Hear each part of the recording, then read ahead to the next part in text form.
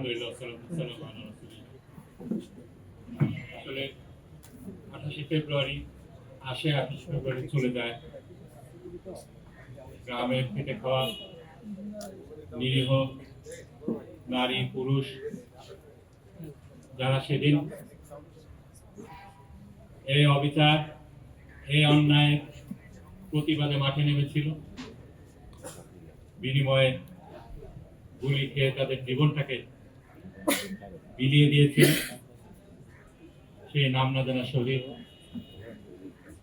সেই নাম না জানা নারী পুরুষ, তাদের কথা আমরা ভুলে যাচ্ছি, তাদেরকে সেভাবে আমরা স্মরণ করছি না। সেই পরিবারগুলা কোথায় আছে, কিভাবে আছে, সেই খোঁজ খবর আমরা রাখতে পারছি না। জাতি হিসাবে আমাদের ব্যর্থতা। শতাধিক মানুষ, শুধুমাত্র পুরুষ না, বরং এখানে মহিলাও ছিল,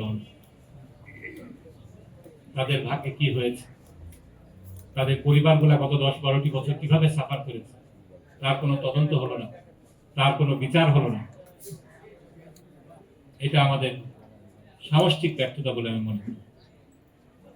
যুদ্ধাপরাধ ট্রাইব্যুনাল যখন গঠিত হলো, তখন আমার ছোট ভাই আরমানের মতো আমারও ডুয়েল ক্যাপাসিটি ছিল। আইনজীবী হিসাবে আমাদের যে ডিফেন্স টিম ছিল, সেটার কেস ম্যানেজার হিসেবে দায়িত্ব পালন করেছি। একই সাথে ভুক্তভোগী পরিবারের সদস্য হিসাবে আমাদের যে ফার্স্ট হ্যান্ড এক্সপিরিয়েন্স হয়েছিল, অবিচারের যে এক্সপিরিয়েন্সটা হয়েছিল, সেটা যে প্রপার ডকুমেন্টেশনটা দরকার ছিল, সেটা আসলে এতদিনও হয়নি। স্কাইপ কেলেঙ্কারির কথা আমার সিনিয়র বন্ধু বললেন। এর আগে যে ঘটনাটা, আরেকটি কেলেঙ্কারি হয়েছিল, সেফ হাউসে নিয়ে এই সাক্ষীদেরকে টিউটরিং করা হতো, আইনে রীতিমতো নিষিদ্ধ। এটার বিষয়ে যখন আমার দেশে রিপোর্ট আসলো, এটাকে আউটরাইট অস্বীকার করা হলো। পরে স্কাইপ কেলেঙ্কারির যে বিষয়টা আমরা দেখলাম, 2012 সালের ডিসেম্বর মাস, নিজামুল হক নাসিম, তার উপরে নির্দেশ তড়িঘড়ি করে একটা রায় দিতে হবে। শিরোনাম হয়েছিল গভর্নমেন্ট গেছে পাগল হইয়া, তারা একটি রায় চায়। এটাই ছিল স্কাইপের কথাবার্তা এই জিয়াউদ্দিনের সাথে নিজামুদ্দিন নাসিমের। সেই সময় আমরা দেখলাম আদালত প্রাঙ্গণ থেকে সেই সাক্ষীকে কিভাবে তুলে নিয়ে যাওয়া হলো এবং তাকে পাওয়া গেল পরবর্তীতে ইন্ডিয়াতে।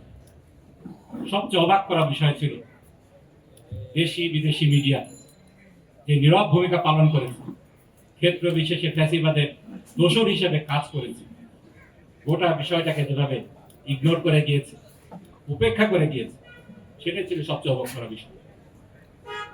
ইকোনমিস্টের যখন স্কাইপ কেলেঙ্কারির বিষয়টা প্রকাশ পেল, তার 2 দিন আগে আমার মনে আছে, নিজামুল হক নাসিম সে দম্ভ ভরে তাড়াতাড়ি কেসটাকে ইয়ে করতে হবে, রায় দিতে হবে, এই জন্য রায়ের ডেট দিয়ে দিল।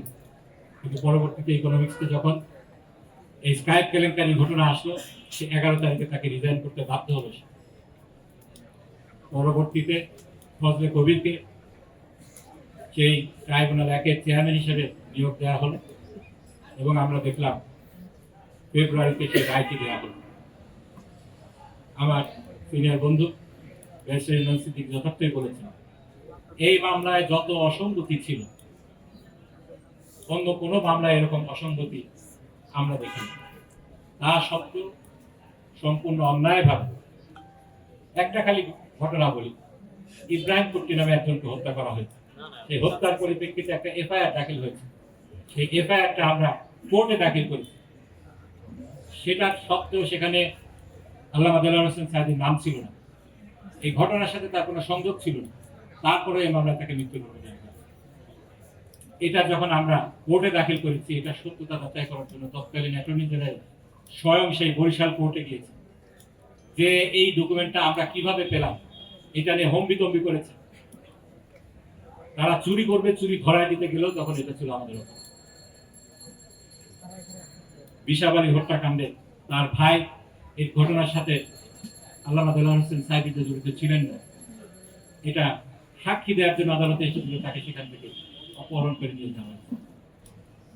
এরকম অবিচারের ঘটনা আমরা প্রত্যেকটা মামলায় দেখেছি। উচ্চতর আদালতকে ধন্যবাদ দিতেই হয়, এটিএম আজহারুল ইসলামের মামলায় শেষ পর্যন্ত স্বীকার করে নেওয়া হয়েছে এটা ছিল ট্রাভেস্টি অফ জাস্টিস, বিচারের সাথে মশকরা, বিচার নামের প্রহসন। এই মামলায় আদালতের পক্ষ থেকে এই ভিকটিমের কাছে ক্ষমা চাওয়া হয়েছে। আমি মনে করি এই মামলায় যাদেরকে, এই ধরনের মামলায় যাদেরকে এইভাবে অন্যায়ভাবে হত্যা করা হয়েছে, বিচারিক ভাবে হত্যা করা হয়েছে, প্রত্যেকেই এই রাষ্ট্রের কাছে ক্ষমা, রাষ্ট্রের কাছ থেকে সরি একটা পেতে পারে এই আদালতের রায়ের আলোকে।